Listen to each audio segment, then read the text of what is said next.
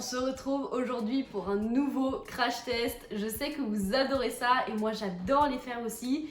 J'en fais pas souvent parce que mine de rien, acheter des nouveaux trucs ça coûte cher. Mais là j'ai eu la chance de tester le polygel sur mes ongles.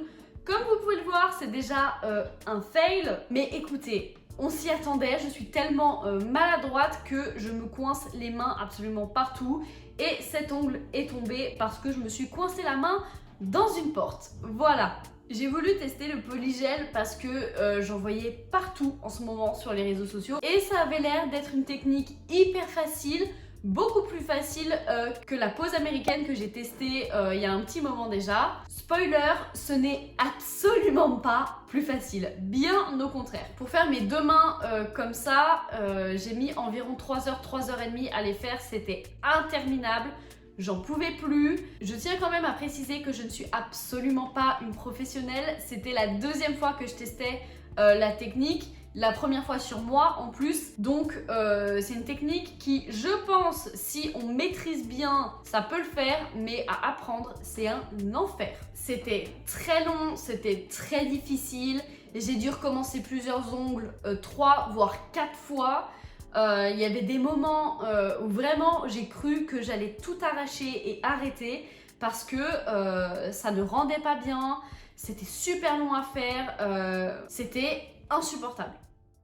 Donc j'ai commencé par préparer mes ongles absolument comme d'habitude, c'est-à-dire que je les ai limés, poncés et bien dégraissés. Et ensuite, j'ai entrepris de poncer l'intérieur des capsules que j'avais choisies au préalable, histoire que le gel accroche un petit peu mieux. J'ai entendu dire que c'est comme ça qu'il fallait faire. Et ensuite, le cœur de la technique commence à ce moment-là.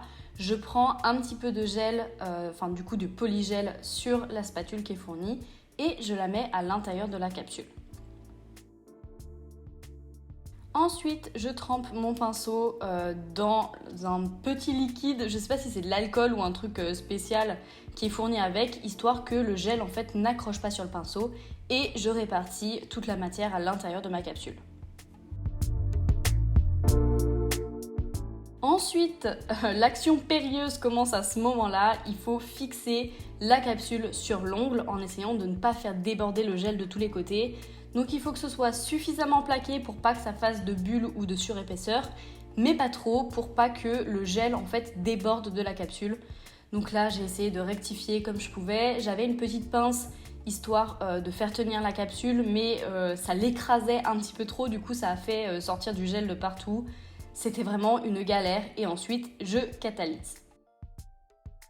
Vient l'étape assez rigolote en fait qui fait tout le fun de la technique, c'est-à-dire réussir à décoller la capsule de l'ongle et en fait le gel va rester et ça va nous faire notre faux ongle en fait. Donc là j'avais fait quelque chose de très épais donc j'ai bien galéré, mais à la fin j'étais trop contente parce que ça rendait super bien. Le gel reste vraiment bien collé sur l'ongle, c'était parfait. Et vient ensuite l'interminable étape du ponçage. En plus, là, j'avais pas correctement étalé le gel sous la capsule en fait quand je l'ai mis sur mon ongle. Et donc ça m'avait fait une surépaisseur de malade. J'ai dû poncer. J'ai essayé de faire avec ma ponceuse et la lime. Et voilà le résultat sur mon premier ongle. Franchement, comme ça rend plutôt pas mal. On voit qu'il y a des défauts un petit peu de partout et qu'il y a beaucoup d'épaisseur vers la cuticule et que sur les côtés c'est pas très bien réparti, mais j'étais plutôt satisfaite. Et donc j'ai recommencé cette étape-là sur l'intégralité de ma main gauche pour commencer. Et honnêtement, j'ai mis vraiment très longtemps parce qu'il y a des ongles où en fait le gel partait avec la capsule. Je ne sais pas pourquoi, est-ce que c'était mal catalysé ou il y avait des bulles. J'en sais rien du tout, mais il y a certains ongles que j'ai dû recommencer 3 à 4 fois. Franchement, j'en pouvais plus. Ou alors des ongles qui étaient trop fins ou trop épais. Du coup, quand je ponçais, il y avait tout qui partait. Ou alors ça faisait jamais la forme que je voulais. Enfin bref, franchement, j'en ai eu trop marre. Mais au final, j'ai réussi à en voir le bout.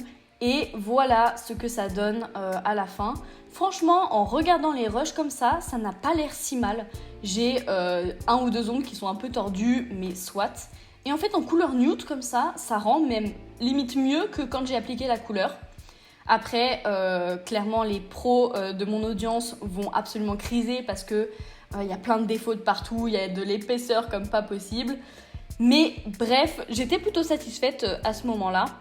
Je ne vous l'ai pas montré, mais j'ai bien évidemment fait exactement la même chose sur ma main droite. Et donc voilà le résultat final avec la couleur. Franchement, c'était beau de loin, mais loin d'être beau, comme on dit. Là, sur les rushs, ça rend pas si mal, encore une fois, mais dans la réalité, on voyait tous les petits défauts, toutes les grosses bosses sur les cuticules et le fait que les ongles n'étaient pas droits.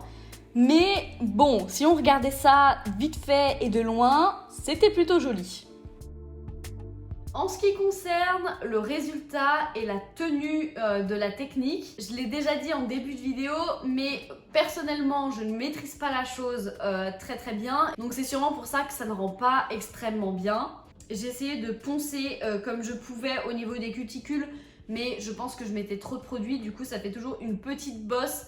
Et je n'osais pas trop poncer dessus parce que je me suis déjà fait mal à 2-3 doigts en fait en ponçant trop fort et en m'arrachant la peau. Forcément, je ne maîtrise pas très bien la ponceuse non plus, donc Audrey, tu t'attendais à quoi? Mais je pense qu'avec un peu d'entraînement, ça peut avoir un rendu vraiment top. Après, en ce qui concerne la tenue, je suis très mitigée. En fait, la pâte rend le résultat final très dur.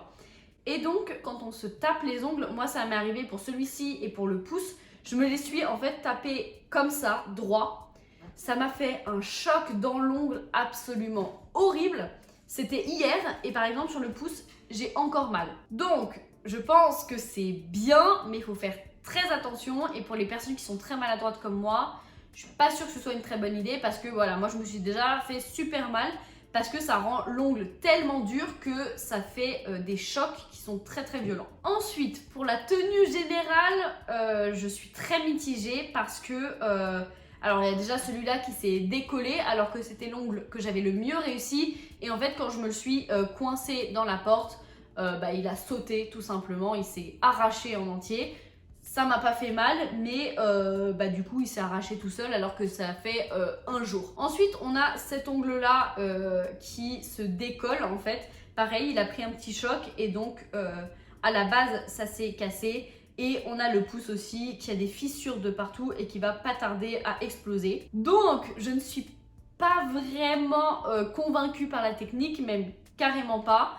Est-ce que c'est dû au fait que c'est la première fois que je le fais et que je suis vraiment pas douée? Peut-être, sûrement même, mais à comparer avec les autres techniques que j'ai testées, du style la pose américaine, je pense encore une fois que c'est bien pour un événement ou par exemple pour partir en vacances ou des trucs comme ça où on a besoin d'avoir des ongles bien solides un petit moment. Mais bon, si vous n'êtes pas doué comme moi, j'ai quand même un petit doute sur l'efficacité de la technique. Donc voilà, pour conclure, je pense que c'est une bonne technique quand on s'est bien entraîné, quand on a testé la chose 3, 4, 5 fois et que niveau quantité de produits, niveau ponçage, niveau tout ça, on est ok.